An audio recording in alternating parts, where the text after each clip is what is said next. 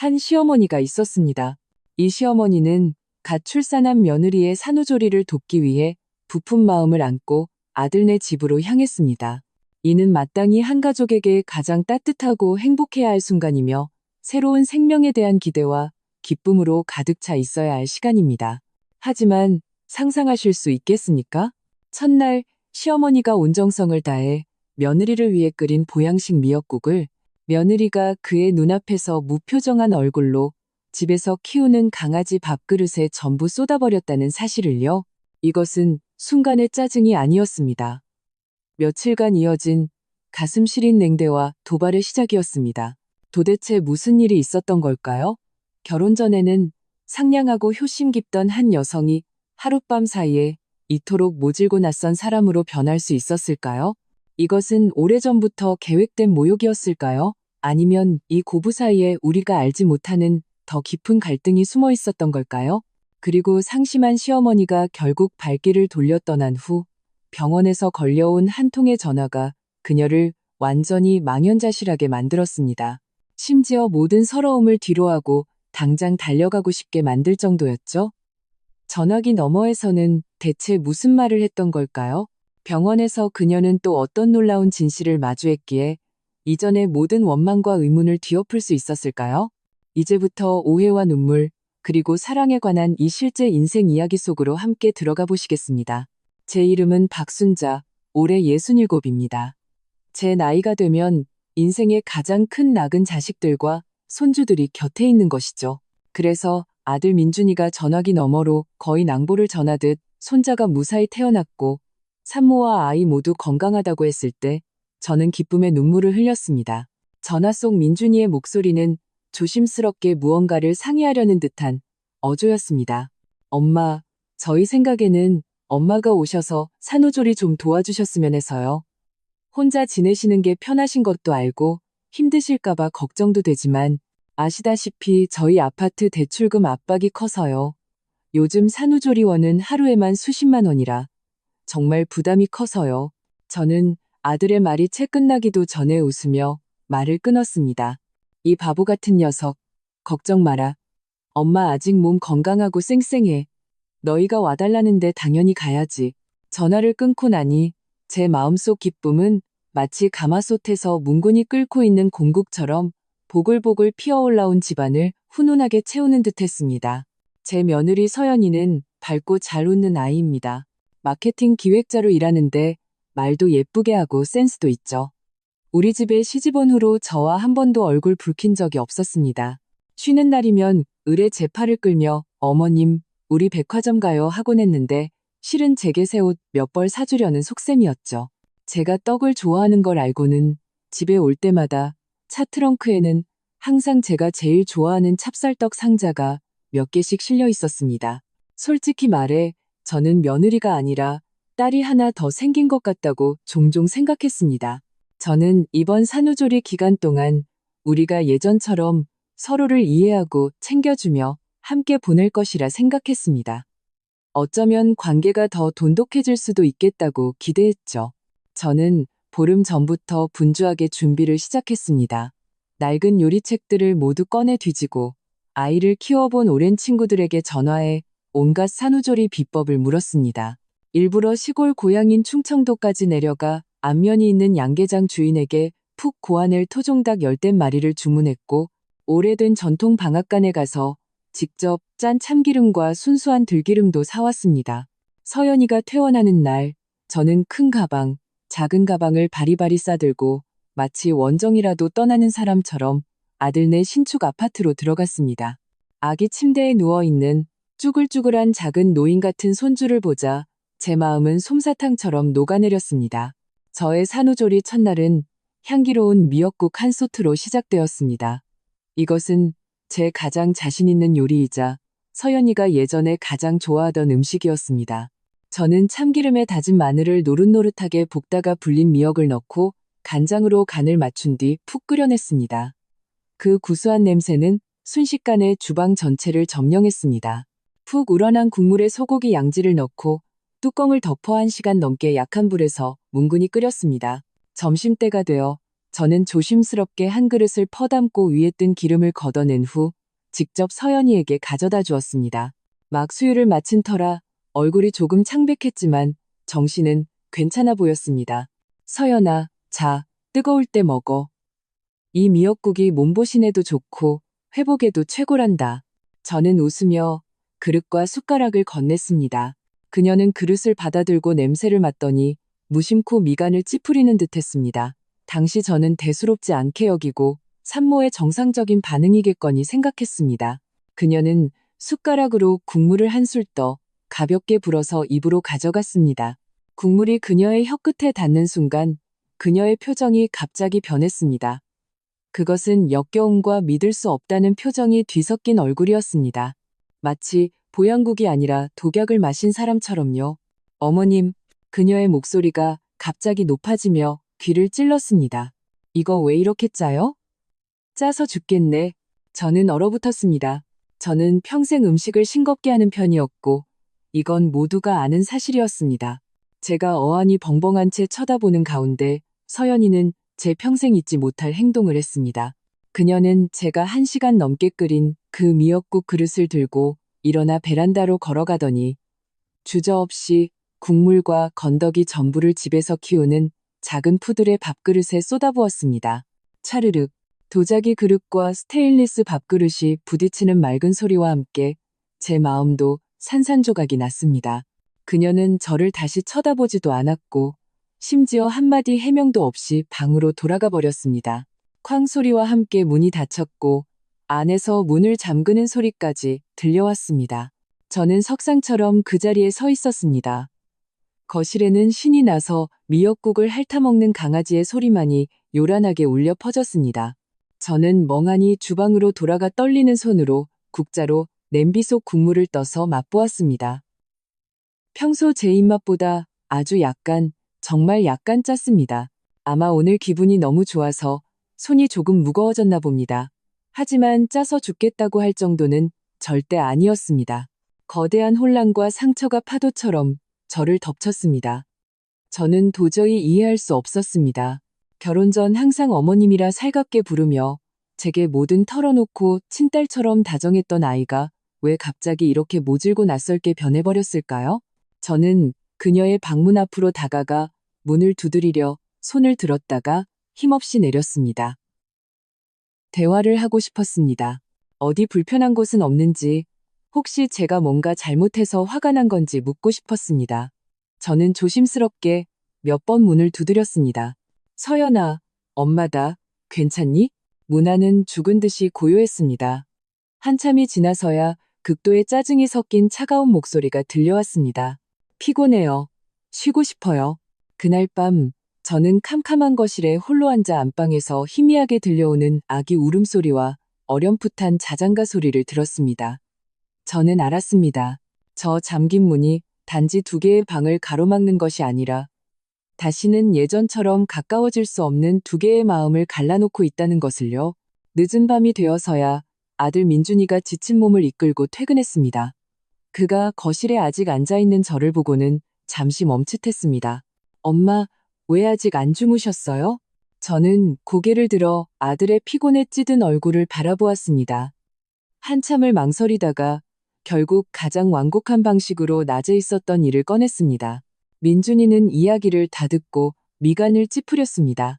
하지만 아내의 방문을 두드리지도 않았고 제게 어떤 해명이나 위로도 건네지 않았습니다. 그는 그저 깊은 한숨을 내쉬더니 제 곁으로 와서 어깨를 두드렸습니다.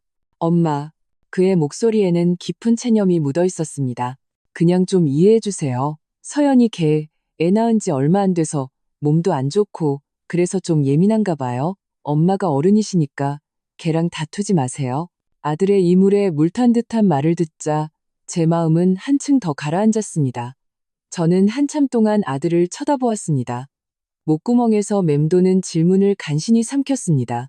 그럼 넌 어떻게 생각하는데? 네 아내가 이렇게 행동하는 게 잘못됐다고 생각하지 않아? 저는 처음으로 진지하게 의심하기 시작했습니다. 제가 큰 기대를 안고 이곳에 온 것이 과연 옳은 선택이었을까 하고요. 첫날의 교훈을 얻어 다음날 아침 저는 침대에서 일어나자마자 주방으로 가 모든 양념통을 뒤쪽으로 밀어 놓았습니다. 특히 소금통은 가장 손이 닿지 않는 곳에 두었죠. 마치 또다시 실수할까봐 두려워하는 사람처럼요. 저는 어제의 교훈을 되새기며 산모는 확실히 기름진 음식을 피해야 한다고 생각했습니다. 그래서 서연이를 위해 특별히 아주 담백한 점심을 준비했습니다. 몇 시간 동안 약한 불에서 푹 끓인 맑은 북엇국 한 그릇. 국물은 바닥이 보일 정도로 맑았고 저는 국을 내기 직전에 조심스럽게 평소의 절반도 안 되는 소금을 넣었습니다. 그리고 끓는 물에 살짝 데친 채소 몇 가지의 들기름을 아주 약간만 뿌렸습니다. 제가 침대맡으로 음식을 가져갔을 때 마음이 조마조마했습니다. 이번에는 서연이가 즉시 화를 내지는 않았습니다. 그녀는 무표정하게 일어나 앉아 숟가락을 들고 묵묵히 국물을 몇 모금 마시고 채소도 두어 젓가락 먹었습니다. 저는 속으로 마간도의 한숨을 내쉬며 제가 제대로 했다고 생각했습니다. 그런데 그녀는 곧 젓가락을 내려놓고 휴지로 입을 닦더니 식판을 옆으로 밀어버렸습니다. 그리고는 담담하게 한마디 던졌습니다. 어머님, 오늘은 또 너무 밍밍하잖아요. 아무 맛도 안 나요. 맹물에 채소 데쳐 먹는 거랑 뭐가 달라요? 그 말을 하고는 그대로 누워 저를 등지고 돌아 누웠습니다. 더는 한마디도 하기 싫다는 듯이요. 저는 거의 손도 대지 않은 그 식판을 들고 그 자리에 얼어붙었습니다. 손발이 차갑게 식어왔습니다. 짜도 안 되고 싱거워도 안 되고 저는 마치 서투른 수습생처럼 아무리 노력해도 심사위원을 만족시킬 수 없는 기분이었습니다. 저는 깨닫기 시작했습니다. 문제는 아마 음식의 간이 아니라는 것을요. 그 후 며칠 동안 이 소리 없는 대치는 우리 사이의 유일한 소통 방식이 되었습니다. 제가 만드는 모든 음식에 그녀는 늘 흠을 잡아냈습니다. 생선에서 비린내가 난다거나 채소를 너무 오래 볶았다거나 밥이 너무 되다거나 국이 식었다거나 그녀는 더 이상 제게 큰 소리로 말하지 않았지만 그 냉담함과 까다로움은 어떤 격한 다툼보다 더 사람을 아프게 했습니다. 그녀는 더 이상 저를 어머님이라고 부르지 않았고 심지어 엄마라고도 하지 않았습니다. 그저 저기요라거나 눈짓으로 의사를 표시할 뿐이었습니다. 대부분의 시간 동안 그녀는 자신과 아이를 방 안에 가두었습니다. 저는 문틈으로 그녀가 세상에서 가장 부드럽고 달콤한 목소리로 갓 태어난 아기에게 노래를 불러주고 말을 거는 소리를 어렴풋이 들을 수 있었습니다. 그 목소리는 제가 예전에 아주 잘 알던 그 햇살처럼 밝던 서연이의 것이었습니다. 하지만 그녀가 방문을 열고 밖에 서 있는 저를 보기만 하면 얼굴의 모든 온기는 순식간에 사라지고 즉시 온몸에 가시를 세운 고슴도치처럼 차갑고 적대적인 표정으로 변했습니다. 저는 확신했습니다. 그녀가 저를 겨냥하고 있다는 것을요. 저는 마음이 차갑게 식었고 서러움에 몇 번이고 그냥 여행 가방을 끌고 떠나버리고 싶었습니다. 도대체 제가 무슨 잘못을 했기에 이런 대접을 받아야 하는지 이해할 수 없었습니다. 저는 베란다의 작은 접이식 의자에 앉아 아래를 오가는 오토바이와 행인들을 바라보았습니다. 문득 제가 민준이를 키울 때가 생각났습니다. 그때는 이렇게 까다로운 게 어디 있었나요? 산후조리 음식이라고는 미역국에 흰쌀밥, 기껏해야 나물 한 가지가 전부였죠. 낮에는 아이를 돌보고 밤에는 민준이가 잠든 틈을 타 남편의 옷을 꿰매야 했습니다. 시어머니는 일찍 돌아가셨고 저 혼자 모든 것을 감당했지만 불평 한마디 하지 않았습니다. 하지만 지금은 시대가 달라졌습니다. 며느리들은 잘 먹는 것뿐만 아니라 이해받고 있다는 느낌을 원합니다. 그리고 저는 이제 어떻게 해야 할지 모르는 것 같았습니다.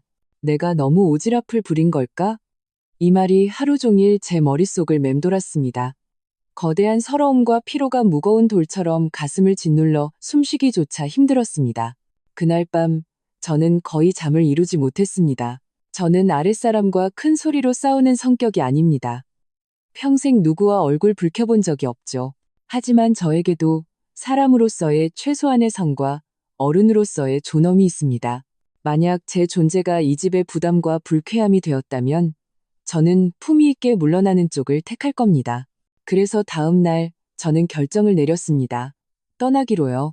하지만 그냥 이렇게 손을 털고 나갈 수는 없었습니다. 저는 책임감 있는 할머니이자 책임감 있는 시어머니입니다.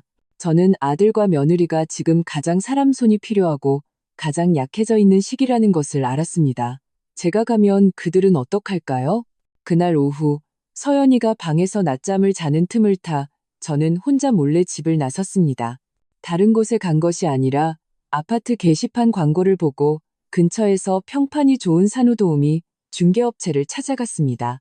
저는 중개업체 담당자와 오랫동안 이야기를 나누며 산후도우미의 경력, 건강 상태, 서비스 내용을 상세히 물었습니다. 마지막으로 여러 번 비교한 끝에 직접 면접을 보고 10년 경력에 매우 노련해 보이는 최 이모님이라는 분과 계약을 맺었습니다. 저는 그 자리에서 계약서에 서명하고 계약금 절반을 지불했습니다. 이 모든 일을 마치고 나니 오히려 마음이 편안해졌습니다. 저녁에 아들 민준이가 온몸에 피로를 짊어지고 퇴근한 후 저는 그를 거실 소파로 불렀습니다. 거실에는 어둑한 스탠드 조명 하나만 켜져 있어 분위기가 다소 무거웠습니다. 제 심각한 표정을 본 아들도 긴장했습니다. 엄마, 무슨 일이세요? 혹시 서연이가 또 엄마 속상하게 했어요? 저는 고개를 저었습니다. 고자질도 하소연도 하지 않았습니다. 저는 그저 평온하게 오후에 계약한 산후도우미 계약서를 아들 앞에 놓았습니다. 민준아, 저는 아들의 눈을 바라보며 한 글자 한 글자 또렷하게 말했습니다. 아무래도 내가 여기서 서연이를 돌보는 건 아닌 것 같다. 나는 결국 시어머니지 전문가가 아니잖니. 내가 너희를 위해 아주 전문적인 산후도우미 한 분을 구해놨다. 내일 아침 8시 정각에 오실 거야. 민준이는 그 계약서를 보고 완전히 어리둥절해했습니다. 엄마, 이게 무슨 가시겠다는 말씀이세요? 저는 고개를 끄덕였습니다. 너희 지금 대출금 때문에 힘든 거 안다. 도우미분 쓰는 게 적지 않은 돈이지. 이렇게 하자. 저는 가방에서 미리 준비해둔 통장을 꺼냈습니다. 이건 내 쌈짓돈 좀 모아둔 건데 도우미 비용은 내가 절반 보태주마.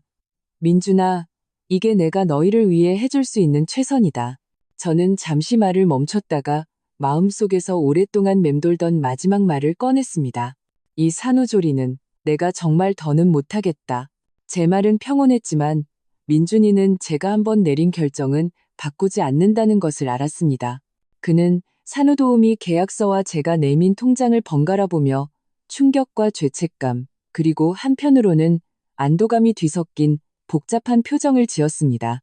그는 입을 열어 무언가 말하려 했지만 결국 힘없이 고개를 끄덕일 뿐이었습니다. 다음 날 아침 약속했던 최 이모님이 정시에 초인종을 눌렀습니다. 그녀는 정말 전문가처럼 보였습니다.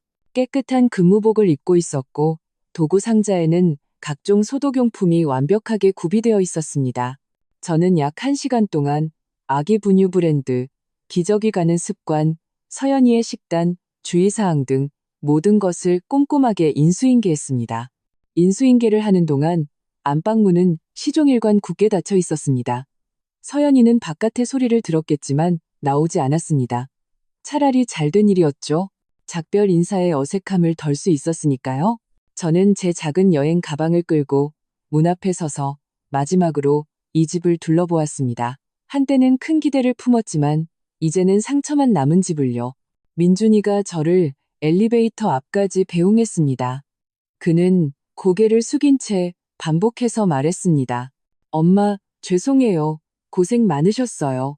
저는 아들의 어깨를 두어 번 두드리고 아무 말 없이 엘리베이터에 탔습니다. 엘리베이터 문이 서서히 닫히는 그 순간 며칠 동안 억눌렀던 눈물이 기어이 터져나오고 말았습니다.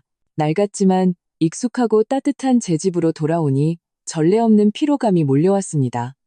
저는 휴대폰 전원을 끄고 이불을 뒤집어 쓴 채 하루 종일 잠만 잤습니다. 깨어난 후 저는 스스로에게 말했습니다. 박순자, 너는 최선을 다했어. 마음에 부끄러울 것 없어. 오늘부터 저 젊은 부부의 일은 완전히 내려놓자. 그 후 일주일 동안 저는 제 삶을 원래 궤도로 돌려놓으려 노력했습니다. 재래시장에 가고 공원에서 오랜 친구들과 장기를 두고 백화점 문화센터에서 제가 가장 좋아하는 서의 수업을 들었습니다. 저는 의도적으로 아들네 집일을 생각하지 않으려 했고 심지어 휴대폰도 거의 보지 않았습니다.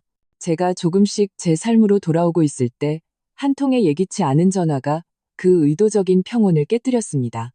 일주일 후 저녁 무렵이었습니다. 제가 주방에서 저녁을 준비하고 있는데 휴대폰이 갑자기 요란하게 울렸습니다. 아들 민준이었습니다. 저는 잠시 망설이다 전화를 받았습니다.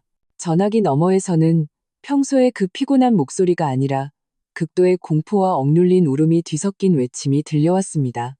엄마, 빨리 병원으로 좀 와주세요. 서연이가 쓰러졌어요. 제 심장이 순식간에 쿵하고 내려앉았습니다. 저는 열쇠와 지갑을 움켜쥐고 밖으로 뛰쳐나갔습니다. 택시 안에서 제 머릿속은 온통 혼란스러웠습니다. 서연이는 몸이 항상 건강했는데 왜 갑자기 쓰러졌을까? 산후조리를 잘못했나? 아니면 그 도우미가 제대로 돌보지 않았나? 온갖 불길한 예감이 먹구름처럼 저를 뒤덮었습니다. 저는 애타는 마음으로 병원 응급실에 도착했습니다. 병실 밖 복도에서 저는 창백한 얼굴로 링거를 맞고 있는 서연이와 벽 한 구석에 웅크리고 앉아 두 손으로 머리를 감싸준 채 온몸을 떨고 있는 아들을 보았습니다. 어떻게 된 거야? 도대체 무슨 일이 있었던 거니? 저는 달려가 민준이의 어깨를 붙잡았습니다. 민준이가 고개를 들었습니다. 그 초췌한 얼굴은 눈물과 깊은 자책감으로 얼룩져 있었습니다. 그는 횡설수설하며 지난 일주일 동안 집에서 일어난 모든 일을 제게 털어놓았습니다. 제가 떠난 후 그 전문적인 최 이모님은 정말 성심성의껏 서연이와 아기를 돌보았다고 합니다. 하지만 서연이의 상태는 조금도 나아지지 않고 오히려 더 심해졌습니다. 그녀의 성격은 극도로 괴팍하고 이해할 수 없게 변해갔습니다. 한 번은 도우미가 아기 기저귀를 가는 속도가 몇 초 늦었다는 이유로 갑자기 폭발하여 도우미의 코앞에서 전문가답지 못하다 내 아이를 해치려 한다며 욕설을 퍼부었습니다.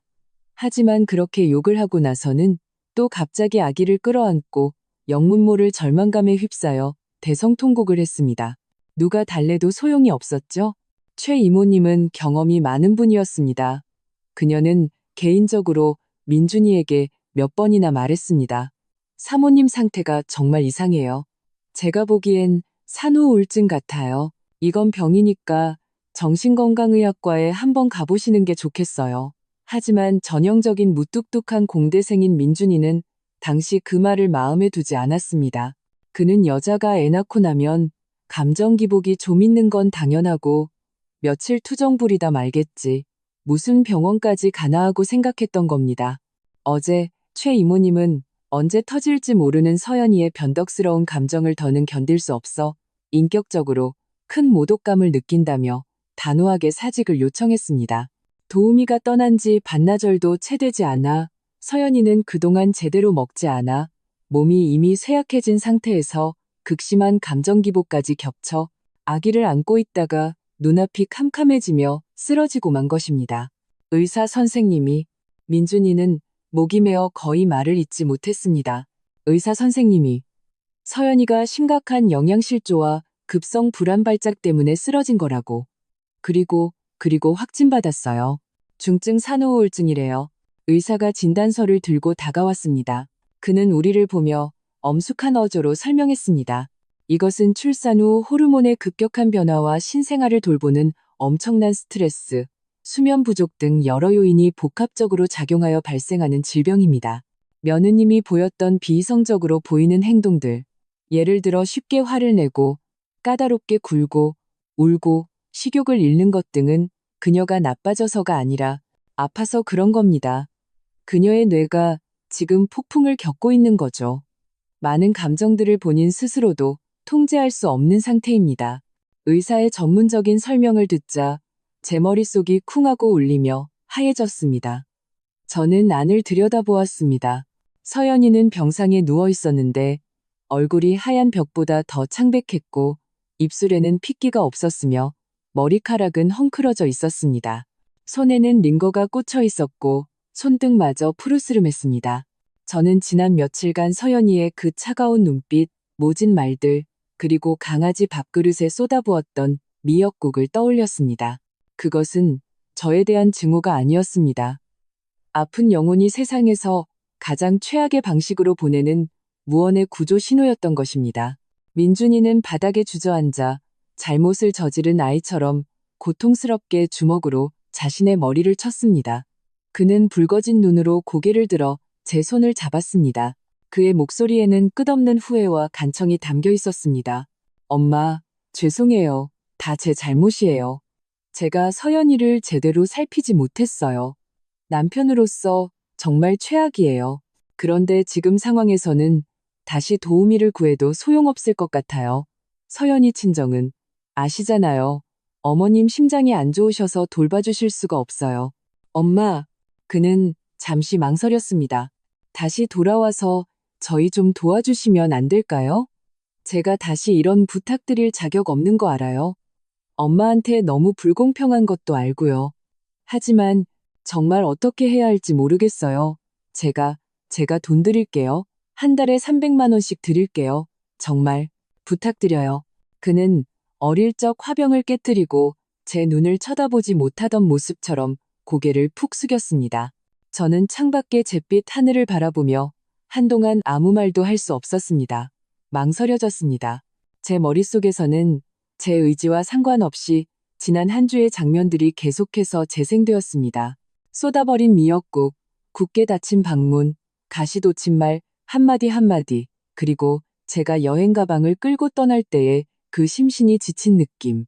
저는 그것이 병 때문이라는 것을 알게 되었지만 그럼에도 불구하고 한 환자의 부정적인 감정을 매일같이 감당해야 한다는 것이 얼마나 힘들고 끝이 보이지 않는 싸움이 될지 잘 알고 있었습니다. 저는 67입니다. 제 경험과 인내심이 과연 이 싸움을 끝까지 버텨낼 수 있을까요? 저는 두려웠습니다. 정말로 두려웠습니다. 다시 한번 그 통제 불가능한 말들에 상처받을까봐, 제 선의가 결국 모두 닳아 없어질까봐 두려웠습니다. 저는 아들의 그 기대와 절망이 가득한 얼굴을 보았습니다. 목이 메어왔습니다. 알겠다는 그 한마디가 천근만근처럼 무거워 도저히 입 밖으로 나오지 않았습니다. 시간이 마치 멈춘 듯 했습니다. 복도에는 의료기기가 내는 삐삐 소리와 제 마음속의 격렬한 갈등 소리만이 들려왔습니다. 얼마나 지났을까? 병실 안에서 갑자기 아기의 희미한 울음소리가 들려왔습니다. 그 소리는 마치 작은 열쇠처럼 순식간에 제 마음 가장 부드러운 곳에 빗장을 열었습니다. 제 손자가 생각났습니다. 이 세상에 막 태어나 아직 아무것도 모르는 작은 생명. 그의 엄마는 아프고 그의 아빠는 무너지기 직전입니다.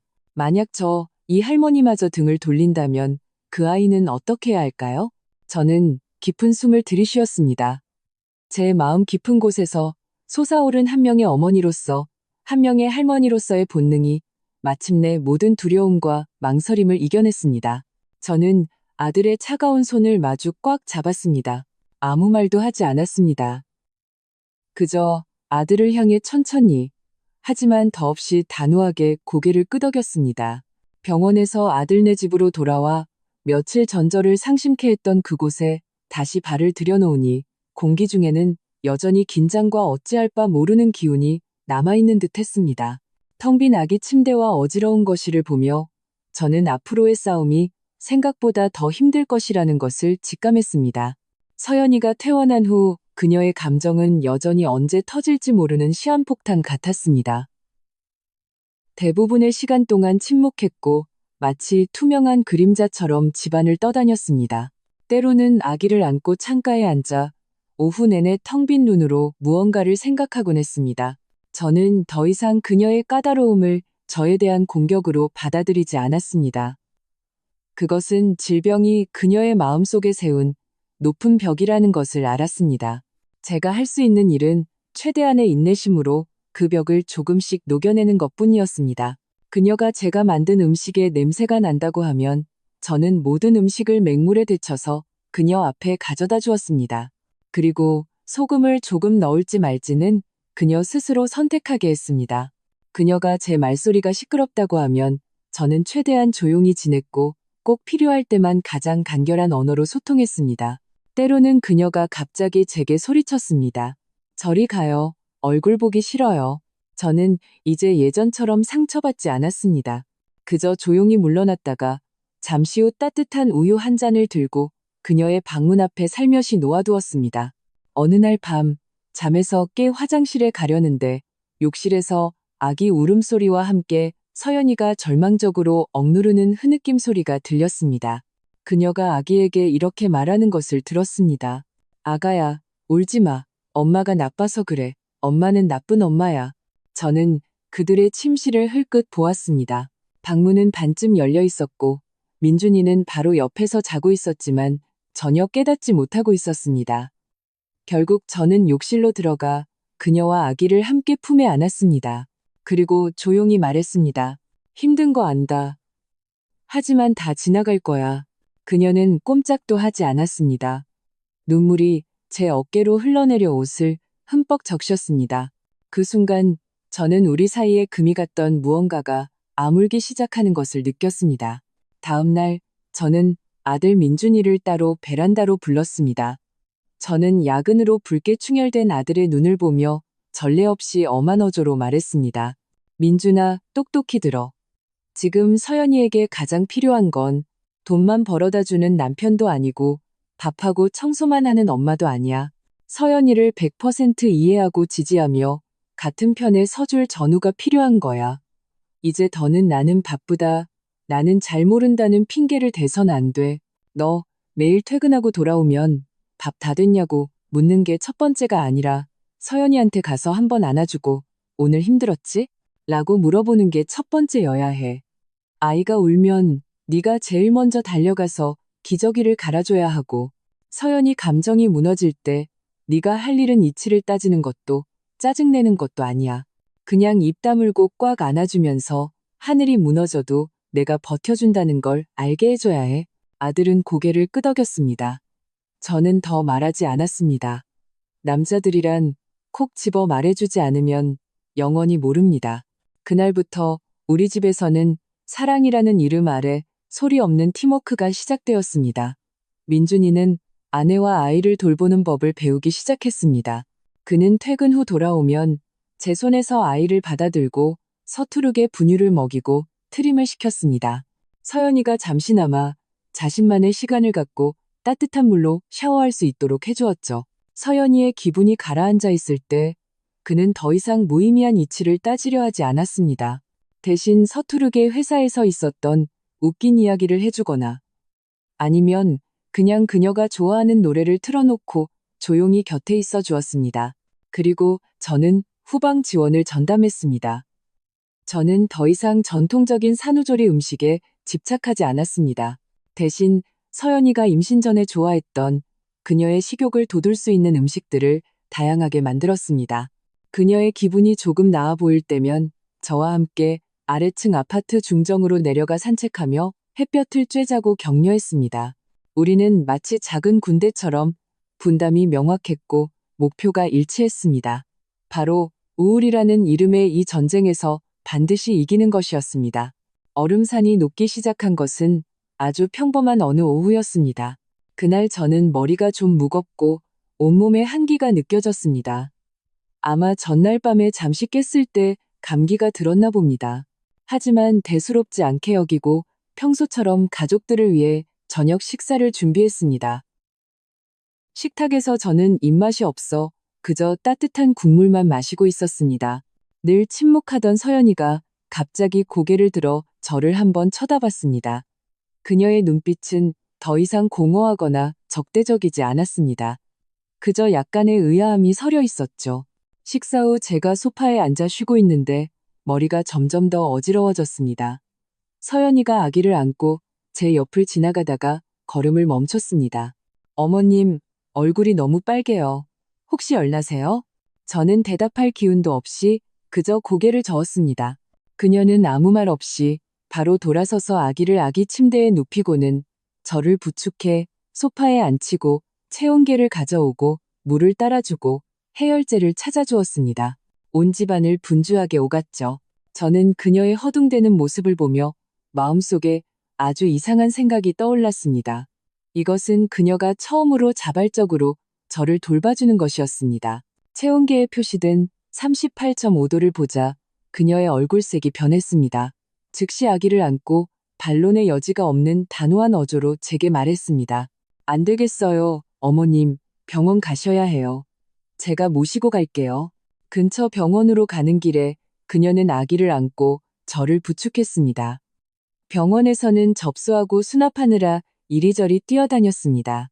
저는 진료 대기 의자에 앉아 그녀의 다소 서툴지만 더없이 진지한 뒷모습을 바라보았습니다. 서명을 하는 그녀의 손이 미세하게 떨리고 있는 것을 발견했습니다.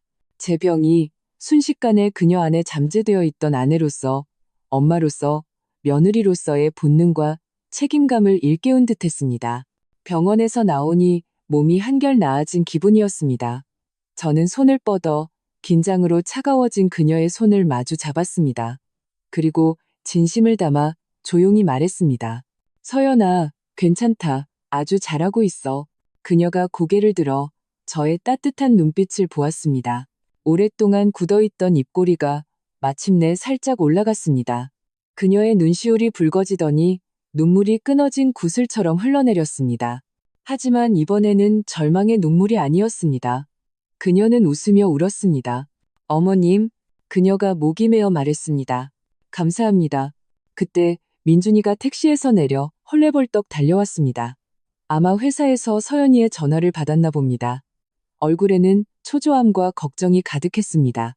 엄마, 서연아, 괜찮아? 그는 우리 앞으로 달려왔습니다. 아내가 바람에 헝클어진 제 머리카락을 세심하게 정리해주고 제가 그런 아내의 손등을 부드럽게 토닥이고 있는 모습을 보자 그는 그 자리에 멈춰 섰습니다. 핏발이 선 그의 두 눈에는 처음에는 당혹감이 스치더니 이내 거대하고 안도감 넘치는 따뜻함으로 바뀌었습니다. 그는 다가와 아무 말 없이 그저 두 팔을 벌려 그의 인생에서 가장 중요하고 또 한때는 가장 골치 아팠던 두 여자인 우리를 부드럽고 서투르게 함께 껴안았습니다. 그 순간 병원 앞의 소음은 모두 사라진 듯 했습니다. 저는 아들의 어깨가 떨리는 것을 느낄 수 있었고 제 어깨에 기댄 며느리의 따뜻한 눈물도 느낄 수 있었습니다. 여보, 민준이의 목소리는 짙은 콧소리가 섞여 있었습니다. 미안해. 그동안 당신 혼자 너무 힘들게 해서. 그리고 그는 고개를 제 쪽으로 돌렸습니다. 목소리에는 죄책감과 감사가 가득했습니다. 엄마, 그리고 감사합니다. 엄마가 안 계셨으면 저는 정말 어떻게 해야 할지 몰랐을 거예요. 품에 안겨있던 서연이도 눈물범벅이 된 얼굴을 들어 저를 보았습니다. 그리고 거의 들리지 않을 듯한 목소리로 너무나도 늦어버린 사과를 건넸습니다. 어머님, 죄송해요. 예전에 제가 했던 그런 것들은. 저는 웃으며 다른 손을 들어 그녀의 등을 가볍게 두드리며 말을 끊었습니다. 이 바보 같은 것. 한 가족끼리 그런 말 하는 거 아니야. 병이 나았으면 된 거지. 뭐든 다 괜찮아. 그게 내 본심이 아니었다는 거 엄마는 안다. 그 후의 나날들은 마치 서서히 녹아내리는 빙하와 같았습니다. 저와 민준이의 공동 지원 아래 의사의 심리 상담과 약물 치료를 병행하며 서연이의 우울 증상은 하루가 다르게 나아졌습니다. 그녀의 얼굴에 웃음이 많아졌고 말수도 늘어났습니다. 그 햇살 같던 소녀가 마침내 그를 뒤덮고 있던 어두운 그늘에서 조금씩 걸어 나오고 있었습니다. 그녀는 제게 먼저 육아에 대해 묻기 시작했습니다. 때로는 아기가 잠든 후 함께 거실에 앉아 서로 아이를 키우면서 겪었던 재미있는 일과 힘든 점을 나누곤 했습니다. 제가 요리할 때 주방으로 들어와 뭐 도와드릴 거 없어요? 라고 물으며 제 일을 거들어 주었습니다. 한 번은 그녀가 다소 멋쩍어하며 제게 말했습니다. 어머님, 저번에 끓여주셨던 그 미역국. 혹시 또 끓여주실 수 있어요? 갑자기 너무 먹고 싶어서요. 저는 웃으며 주방으로 들어가 그녀를 위해 다시 한번 구수하고 향기로운 미역국을 끓였습니다. 그녀가 첫 숟가락을 뜨고 그 오랜만에 보는 만족스러운 표정을 지었을 때 저는 알았습니다. 우리 집이 마침내 비가 그치고 맑게 개었다는 것을요. 이 한바탕 소동을 겪고 나서 이 작은 가족의 관계는 이전 어느 때보다도 끈끈해졌습니다. 민준이는 그저 일에만 파묻혀 문제를 회피하던 공대생에서 아내를 이해하고 어머니께 감사할 줄 알며 가정의 무게를 짊어질 줄 아는 성숙한 남자로 변했습니다. 이제 그는 주말에 가족의 날을 정해 외출을 계획하고 서연이의 기분이 안 좋아 보이면 함께 산책을 나갑니다. 심지어 제가 요리할 때 몰래 레시피를 적어두며 만일의 사태에 대비해야 한다고 말합니다. 그는 웃으며 말합니다. 엄마, 혹시라도 엄마가 아프시면 이 아들이 지금 배운 요리 매일 하나씩 해드릴게요.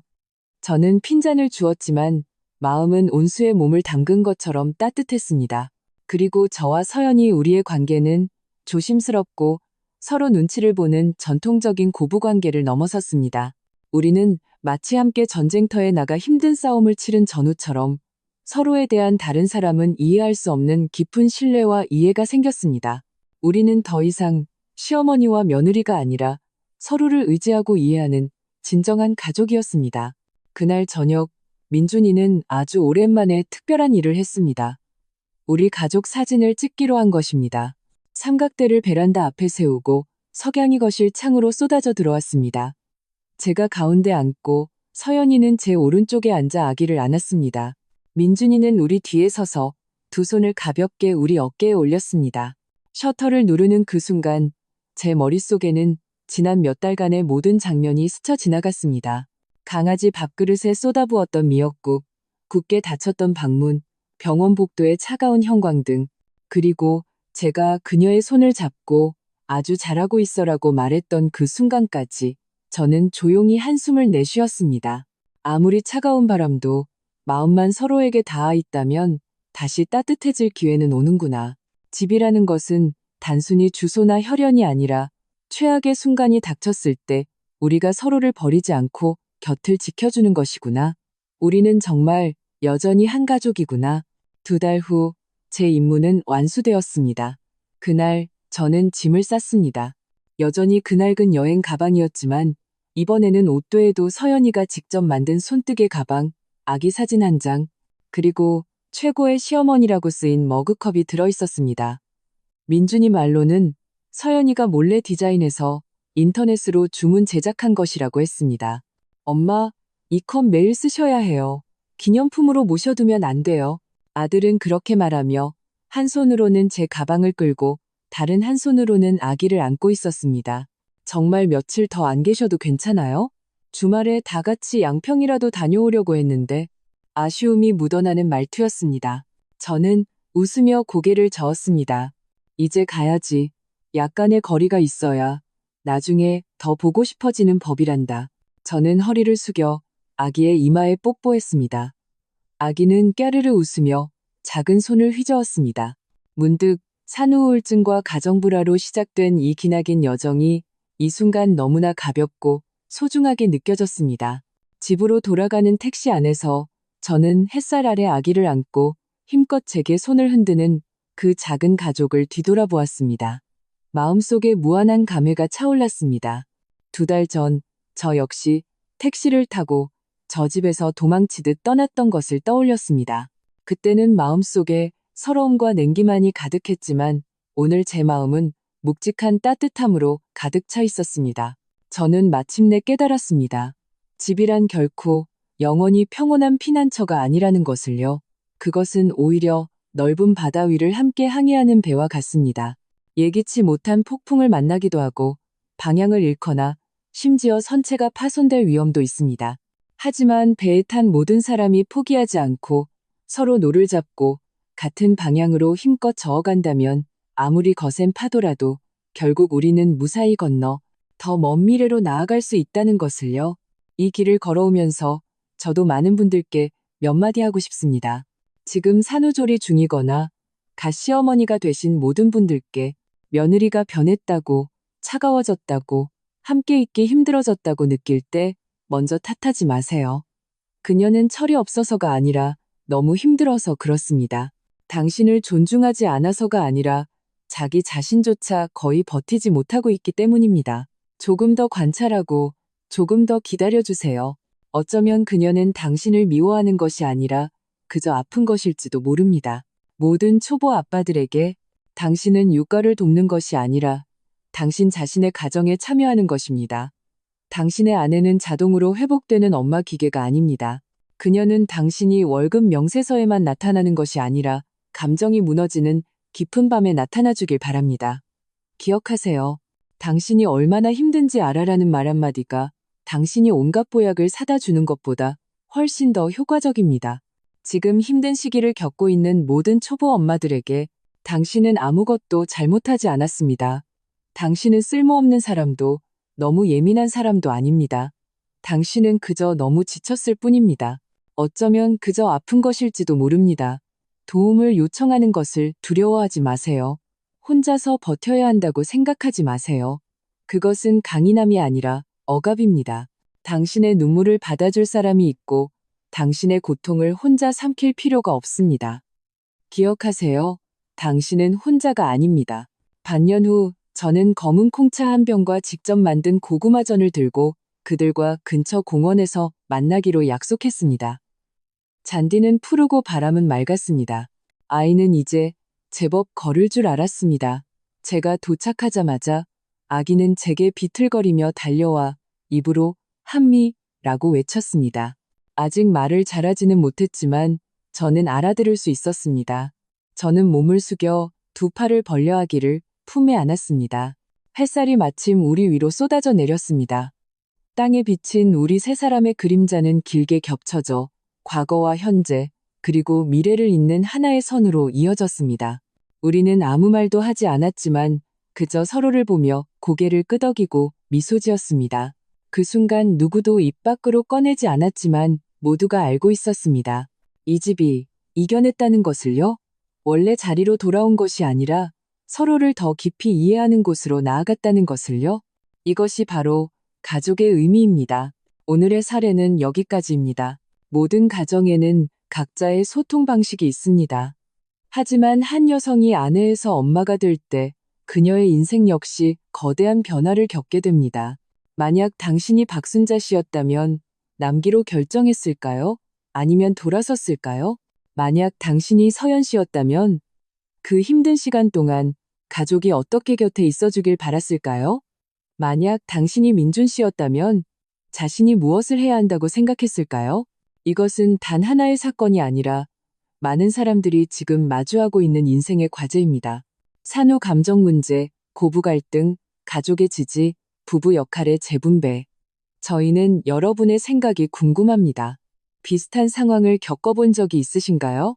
당신은 어떻게 대처했나요? 댓글창에 당신의 의견을 남겨주세요. 어쩌면 당신의 한마디가 다른 누군가가 간절히 찾고 있는 답이 될 수 있습니다. 저희는 이러한 실제 경험 뒤에 숨겨진 갈등과 성장을 계속해서 공유할 것입니다. 더 많은 분들이 가족 관계의 어려움을 극복하는 데 동행할 수 있기를 바랍니다. 이러한 콘텐츠에 공감하신다면 저희 채널을 구독하고 주변 친구들에게 공유해 주세요. 그리고 댓글창에 당신의 생각을 남기는 것을 잊지 마세요. 모든 댓글을 소중히 읽겠습니다. 우리 삶의 중요한 전환점들에 함께 관심을 가져주셔서 감사합니다.